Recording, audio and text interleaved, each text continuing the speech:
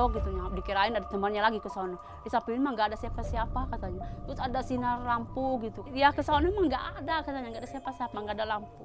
Karena kan pada dasarnya sebenarnya tidak serendah ini ya dulunya. Iya, Tapi iya. karena akibat longsor itu jadi makin rendah dan itu banyak banget yang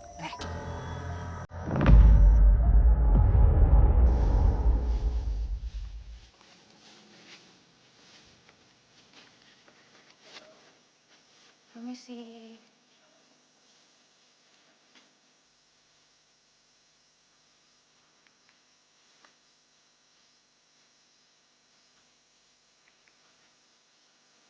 Permisi.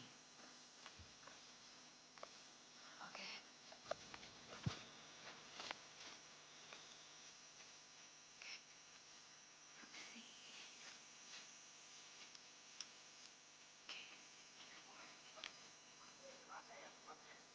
Oke. Oke, Bang Den. Siap. Ini kita mau ke arah mana nih kira-kira? Jadi tadi saya dapat sesuatu vision yang di mana Kelihatan ya?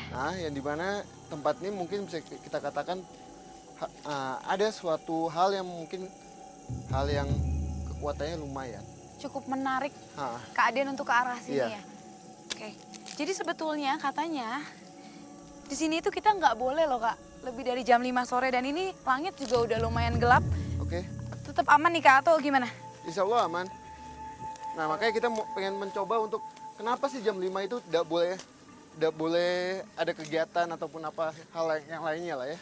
Kita harus hati-hati karena ini kuat sekali. Makin kesini makin kuat.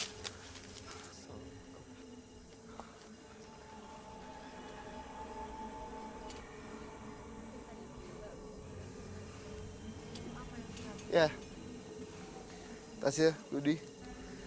Jadi saya melihat ada sosok, bisa kita bilang siluman babi. Ada di sebelah sana. Mungkin kamu juga melihat sosok siluman yang lainnya.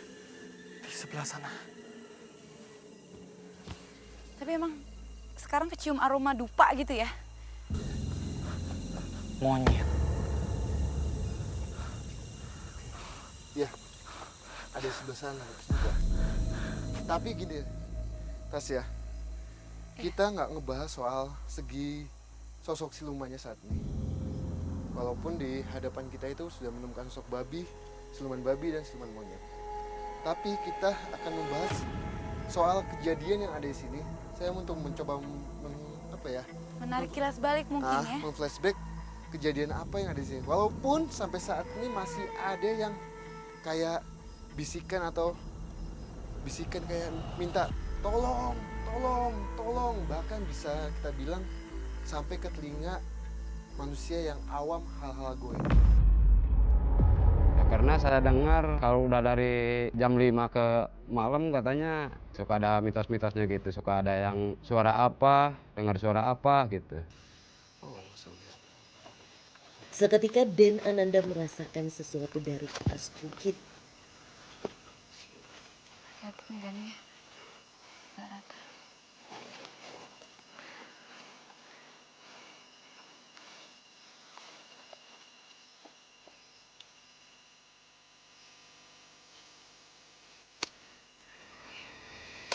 Mungkin bisa dibantu. Kalau ini saat ini sosoknya sedang apa? Apakah sedang berkomunikasi atau sedang melakukan apa?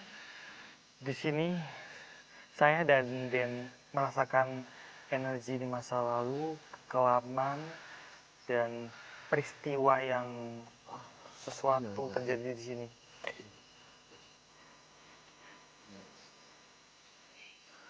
Kejadian bencana alam tanah longsor waktu itu sempat terjadi di sini. Ya, Apakah ada korban-korbannya mungkin di sekitar sini arwah-arwah dari kalau mereka? untuk yang meninggal di sini tidak ada, Tasya.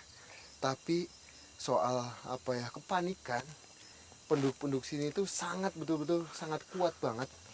Nah, kenapa saya tadi mendapatkan vision bahwa di sini tempat paling kuat? Jadi tempat paling kuat itu adalah titik utama kejadian ini, kejadian bencana pada saat itu.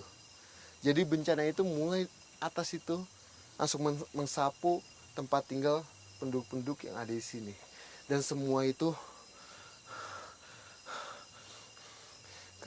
sosok anak kecil Di situ saya mendapatkan visual anak kecil, bahkan anak bayi yang belum lama, bisa kita bilang belum nyampe 1 bulan, digendong-gendong ibunya, bahkan sosok ayah yang saling tolong, bantu saya, dan bantu saya. Ada firasat aku ya, aku kan punya kambing, aku kan di atas tuh di bukit. Kita lihat dari atas ke bawah itu ya Allah, ini gimana kalau dari sini longsor katanya. Dari firasat aku sendiri sebelum kejadian 1 bulan itu. Dan di segi lain, ada suatu yang bisa kita bilang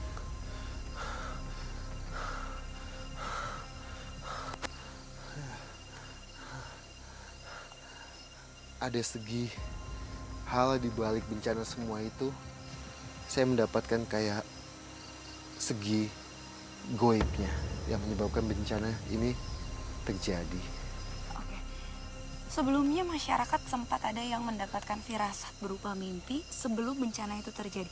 Atau mungkin firasat itu ditimbulkan oleh makhluk-makhluk yang mungkin tadi Kak Rudi dan Kak Den sempat lihat, mungkin monyet dan lain sebagainya itu. Jadi gini, Tasya, yang penduduk yang meninggal di tempat dekat kejadian ini adalah pas itu mendapatkan hal yang dimana hujan sangat lebat itu pukul 12 malam sampai pagi, tapi itu geledek itu tidak ada hentinya, selalu aja bunyi sampai endingnya itu di jam 8 pagi muncullah kejadian yang bisa kita bilang bencana yang bisa menimbulkan tempat tinggal yang ada di sini tuh kayak tersapu semuanya, bahkan